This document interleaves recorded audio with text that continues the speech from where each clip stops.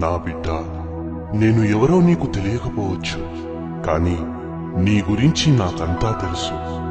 నీవు కూర్చుండుట, నీవు లేచుట నాకు తెలుసు.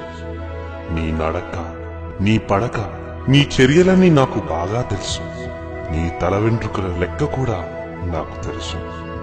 నిన్ను నా స్వరూపంలో చేసుకున్నాను. నీవు నా వలన బ్రతుకుచున్నావు, నా వలన చలించుచున్నావు, నా వలన ఉనికి కలిగి ఉన్నావు. నువ్వు నా సంతానము.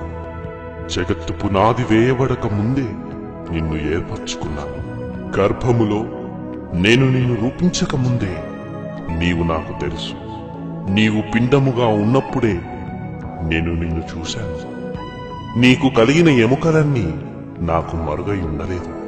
నీ అంతరింద్రియములను నేనే కలుగజేశాను.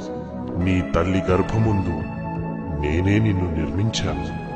నీ దినములన్నింటినీ నా గ్రంథంలో రాసుకున్నాను. నీకోసం నేను సూర్యచంద్ర నక్షత్రాదులను, భూమి ఆకాశములను, పశుపక్షాదులను, ఫలవృక్షములను సృజించాను. కాని నాకు నీ పట్ల ఉన్న ప్రేమను ఎరుగక దాన్ని నమ్మకున్నావు. ఈ సృష్టిని చూసి చెప్పు, నేను ప్రేమాస్వరూపిని కానా?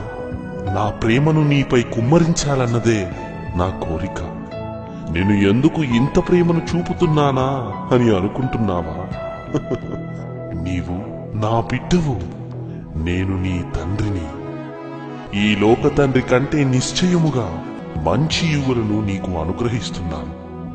నేను పరిపూర్ణుడనగు తండ్రిని. శ్రేష్టమైన ప్రతి ఈవిని, సంపూర్ణమైన ప్రతి వరమును నేనే నీకిస్తున్నాను. నీ గురించి నా తలంపులు లెక్కకు ఇసుక కంటే ఎక్కువగా నా మదిలో ఉన్నాయి. నీవు నా ఆస్తి.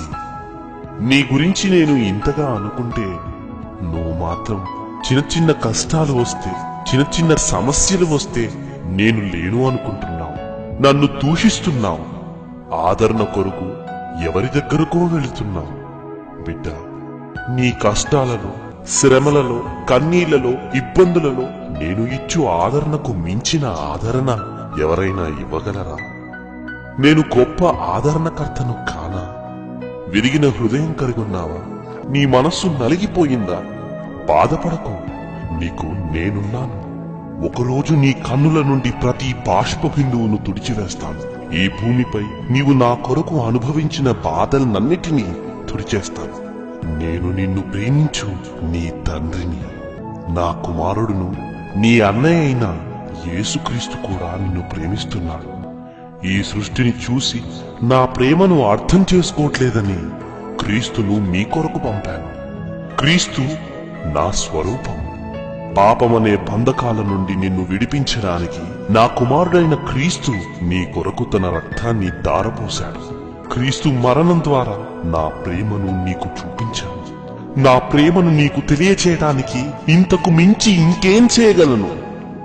నీ ప్రేమను సంపాదించుకోవాలని నేను ప్రేమించిన నా కుమారుణ్ణి నీ కొరకు త్యాగం చేశాను. నీకోసం ఇన్ని చేశాను కదా. అయితే నాకు రెండు కోరికలున్నాయి. తీరుస్తావు కదూ? ఒకటి, నీ పూర్ణ మనస్సుతో, నీ పూర్ణ హృదయంతో నన్ను వెదికి పరిశీలనగా నీవు నన్ను తెలుసుకొని నన్ను మహిమపరచాలి.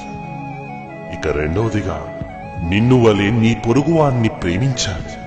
ఎందుకంటే వారు కూడా నా పిల్లలే.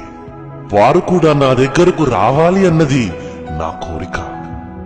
వారిని నా దగ్గరకు తీసుకురావడానికి అవసరమైతే నీ ప్రాణాన్ని కూడా పణంగా పెట్టు. ఇది చేసి నువ్వు నా దగ్గరకు వస్తే నీవు ఎన్నడూ చూడని గొప్ప విందును నీ కొరకు సిద్ధపరుస్తాను. వస్తావు కదూ? నీ రాక కొరకు ఆశతో ఎదురు చూస్తున్నా నీ తండ్రి అయిన దేవుణ్ణి.